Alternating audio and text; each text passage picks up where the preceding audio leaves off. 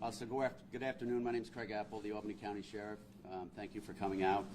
I apologize for making you drive out to Clarksville, but things get a little restricted down in Albany and tough parking and everything else, so it's a beautiful day for you to come out and check out the rest of the county.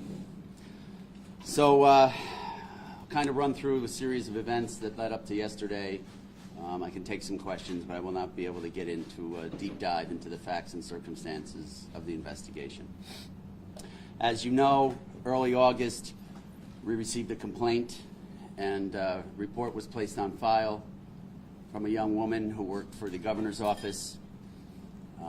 As I said, that following Saturday, our investigators were going to conduct a very comprehensive and methodical investigation. We were not going to be rushed, and we would not be delayed. So over the course of the nearly 4 months to follow that, we have done just that, a very comprehensive and methodical investigation.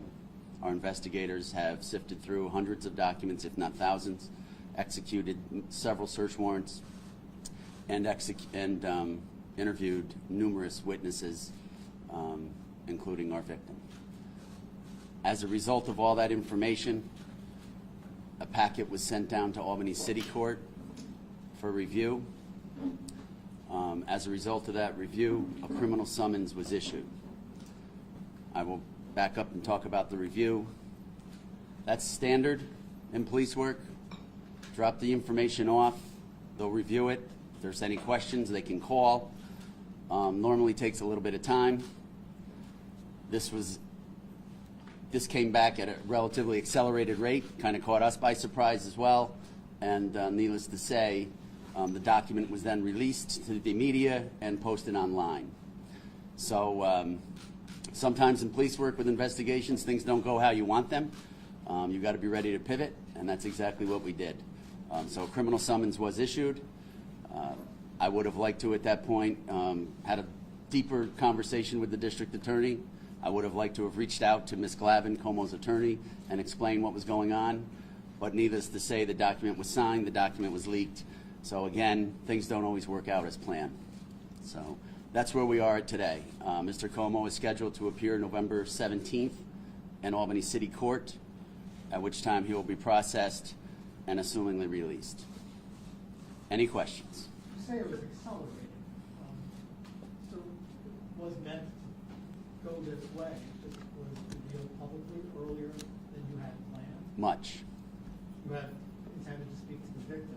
You had intended to speak to Well, we had numerous conversations with the victim, but we would have liked to have presented everything, sat down with the DA, explained exactly what we had. I would have also, out of courtesy, liked to reach out to Ms. Glavin and explain what we had and what the next processes would be. But again, things change, and it doesn't always work out as planned. Have you had conversations today with the victim and with the DA? We've had conversations every day with the victim. I have not spoken to the DA today, no.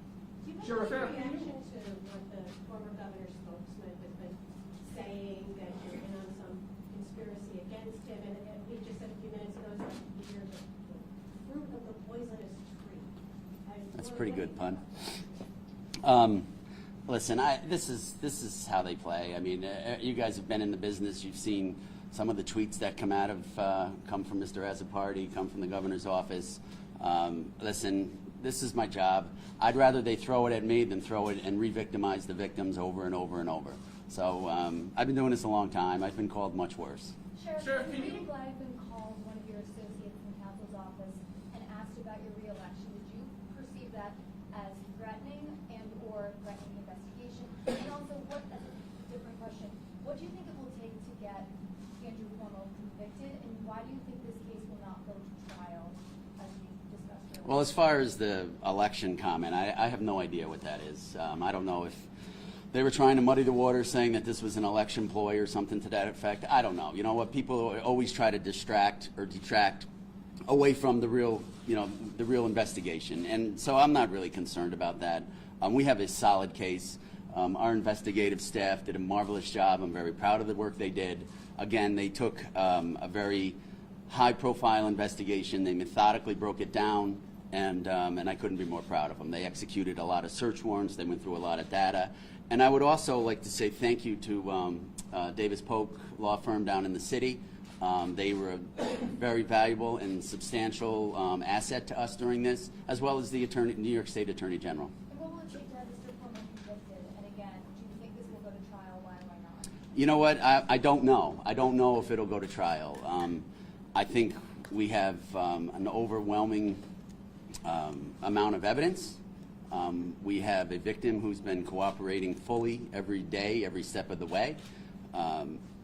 As far as a conviction or something to that effect, that's really going to come down to, is it a jury, is it a judge, and as well as the district attorney's office. Sheriff, can you talk a little more about what happened yesterday? Is this basically a miscommunication that occurred? And also, if you talk a little bit about the evidence in this case. I know, No. in that one criminal complaint, there was a list of things, but is there anything additional that you should be aware of? I don't really want to get into do a deep dive on the weeds on the investigation and the facts and the circumstances of the case. As far as miscommunication, I don't want to say it was miscommunication. I will say that, again, we did not anticipate a quick return like that, nor did we anticipate everything would be posted on the internet. And again, and just out of common courtesy, we would have liked to have made some notifications. Sheriff, two questions for you. One, you said a criminal summons was issued. Who does the issuing in that case? Is it City court judge. a city court judge? Yes. And that happened how soon after you filed? 5-10 minutes. It was that quick, and that's Yeah. unusual? It's relatively unusual, yeah. Again, the internet knew about it before I even knew about it. I was in my office, I received a phone call and looked on the internet, and it was posted on the internet. So that was a little bit problematic. I think it was improper. But again, sometimes things don't go as planned, and you've got to just roll with it and get ready to pivot and move on. And another question, so the complaint lays out a very specific day and a very specific time frame where this happened. The Attorney General's office struggled to nail that down. What was the breakthrough there? What allowed you to determine that day and that time? I got great investigators. I mean, is there any particular piece of evidence that helped? Well, again, I think there was a great focus on that date in the Attorney General's report. But if I recall, and you look at the footnotes, it goes on to say the victim is unsure of the exact date. And I think that was, everybody just seized the opportunity to say it's impossible this happened because of that date. That's not really accurate. So again, we executed a number of search warrants. We had great participation with Davis Pope, and we were able to nail it down and come up with the time frame. Sheriff, both today and back in August, you had mentioned that it's really important to not re-victimize the victim at the time. Executive assistant number 1 was anonymous, but between now and back then, her identity's been made public. What would you say the effect was? Did it make the investigation more difficult now that the layer of protection that you had for the victim had been lifted? I don't think it, well, yeah, it did make it a little harder, but again, this person wanted to seek justice and has been with us every step of the way. A number of calls have gone back and forth. And listen, this has got to be very traumatic for her. It's easy for me to stand up here and talk about it, but I'm sure it's not for her. And again, you know, we didn't want to, we just handled this like a normal investigation. And it's a misdemeanor. And misdemeanors aren't normally sat down and conferred with on every case, or there'd be no justice. So we handled this like we handle every investigation. And again, I want to put an emphasis on our victim cooperated every step of the way. Sheriff, I'm sorry, you just said that you're working with, or you had worked with Davis Polk, the law firm. That's the law firm that's also working with the Assembly Judiciary Committee on That's their correct. investigation. Have you been working with the State Assembly as part of their investigation on this? Not the State Assembly, but the investigators from Davis Polk. We've conferred with them. We've had to share some information back and forth with them. They were a very valuable asset for this investigation as well. Based on the information they generated out of that? Some of the information they generated as a result of their investigation, the information that we resulted as our investigation, and then we were sharing. And of course, we had the New York State Attorney General's report as well. Sheriff, since the summons was issued, have you talked to the district attorney? Do you have his commitment that he's going to prosecute this case? Well, I feel very confident that the district attorney is going to prosecute this. And yes, I did talk to him yesterday afternoon. And how did that go? What was said? What can you share? I can't share any of that. Sheriff, you said that you were conducting your own investigation. This is a misdemeanor. You don't always consult with the district attorney over every misdemeanor, but this is obviously a little bit unusual in that it is, a misdemeanor sex crime against the former governor. Why not just consult with the DA before bringing the charges? Well, again, it's not that we didn't want to or tried to avoid that. We figured we had some time when the paperwork was down at Albany Police Court. That was not the case. And again, it's unfortunate that it came so fast, but again, things in criminal investigations don't always go how you want. So again, we had to we got it, we called the DA, we had a conversation, and then we'll probably be meeting next week to go over. We still have to turn all of our information over. Did you have any conversation with him before you filed about whether or not they would be able to prosecute the case? I had a conversation, no, not about prosecuting the case. I had a conversation with him a few days prior. And when you sent down, just to clarify, when you sent down your investigator to submit the paperwork, it was for intention to file the case, correct? Yes. Sheriff, with bail reform laws, the clock is now ticking down to 15 days that prosecutors and the DA have to turn over evidence they've gathered on their own investigations. Cuomo, by moving forward and not having those conversations with the DA, do you feel that it's compromised any broader investigations or charges the DA could have brought forward? No, nothing's compromised at all. Again, our investigators did an incredible job on this. They spent a countless amount of hours, weekends, nights, sitting in here just sifting through, pages and pages of information that was received as a result of warrants. And the clock has not started ticking because he has not been arraigned and will not be arraigned until the 17th of November. Can you walk us through kind of what happens on November 17th and after that? So, and again, that date is a date that is relatively fluid. I'm sure Ms. Glavin could probably reach out to the DA or the judge and change that date, move it up, move it back. That date was set by the court. But at that date, Mr. Cuomo and his attorneys will come up into the City of Albany Police Court. He'll be arraigned, and at that point, he will be processed probably at our headquarters in downtown Albany. What happens if he doesn't show up? It's my hope that he shows up. I don't, think he wouldn't. In a vacuum, a non-governor, non-former governor doesn't make their court appearance. What happens? At that point, you could have a criminal arrest warrant issued, and that would be up to the judge. The judge may reach out, give him another opportunity, but at that point, I'm sure they would issue an arrest warrant. So you're very confident that the DA will prosecute this case, but did the DA indicate to you that you might want to, have the charges taken back, maybe refiled? Did they indicate they have any other charges that they wanted to file? I don't know anything about any other charges. This charge, with the information and the evidence that was obtained, this charge fit. Again, we didn't want to muddy the waters and throw a bunch of charges out there and see which one sticks. This charge fits the allegation, and it fits the evidence that was obtained by our criminal investigators. Any reason why an indictment wasn't made yesterday to kind of see what Well, again, this is a misdemeanor. The DA is conducting an investigation. He has an investigation separate and apart from mine. And again, we told the public that we will conduct an impartial investigation and a very comprehensive, and that's what we did. We did not rush this. We did not delay it. We took our time and we went through it. And again, they did a great job with it. Would you say that your investigation is definitively over at this point? We have a couple housekeeping things to keep in, to put back in place, and again, people could call tomorrow with some new information. So I don't want to say that doors closed and we've moved on. I would say that we're going to sit back a little bit, see if any new information is generated. Every time that the media runs something on it, we get some information. Some we can use, some we can't use. Some is just background information, but I would not want to stand here and say we're done and we've moved on.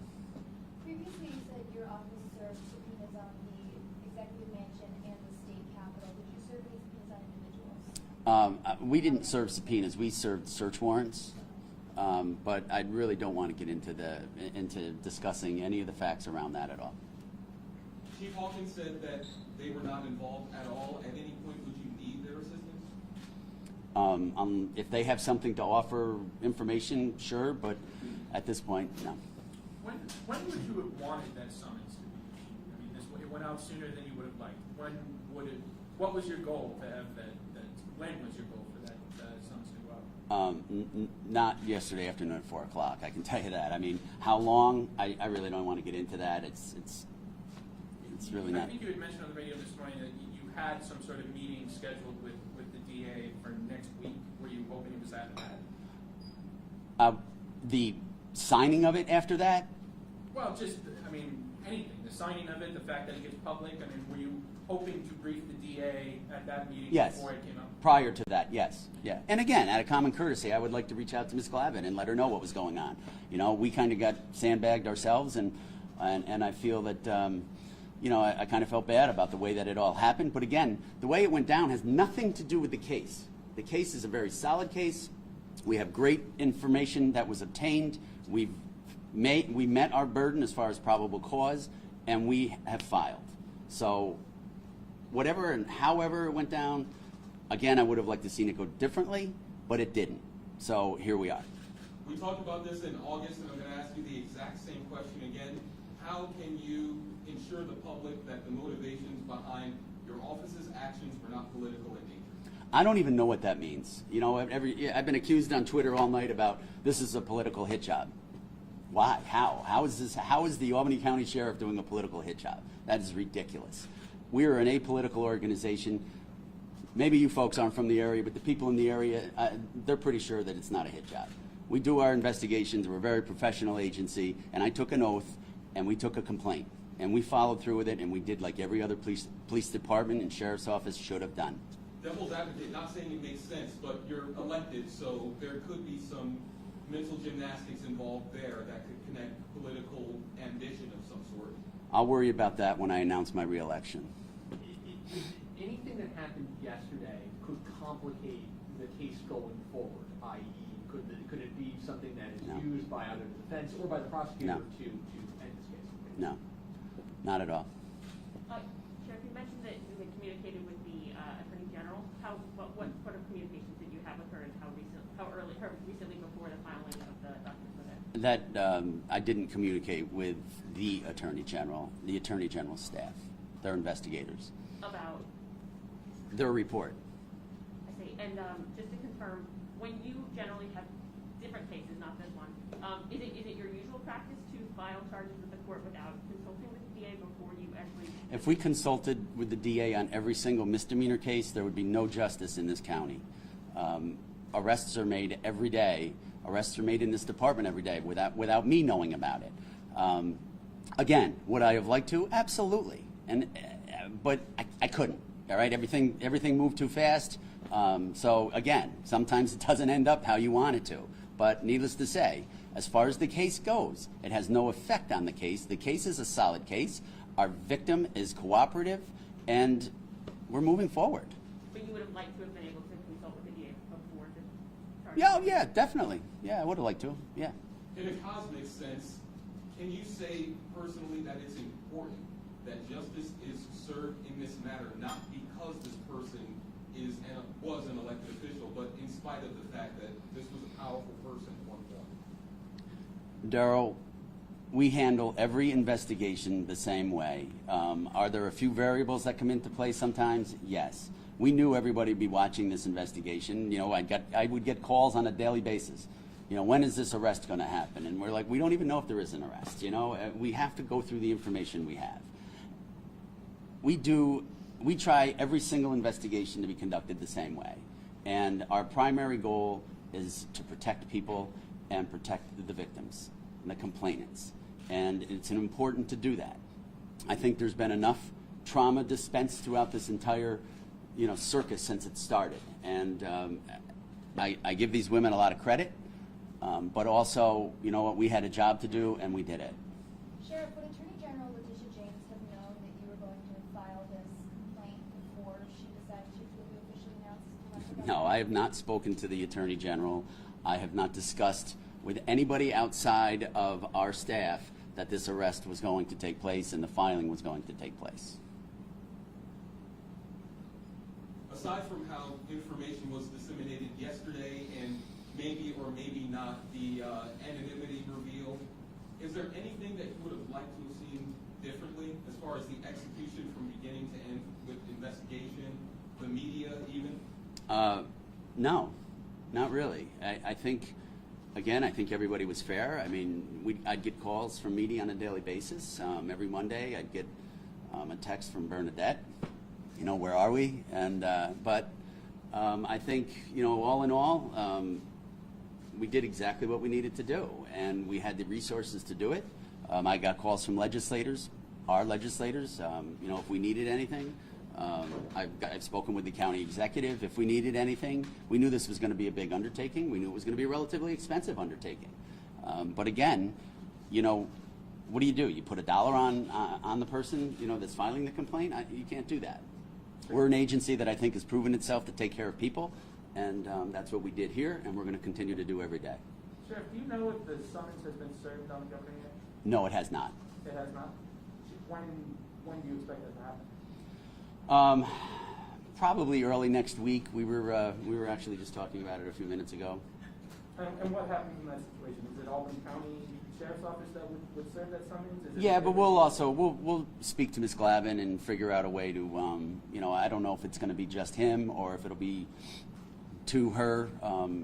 We haven't really worked that out. I mean, would that, I think you used the word arrest, but I think you may have been responding to a question.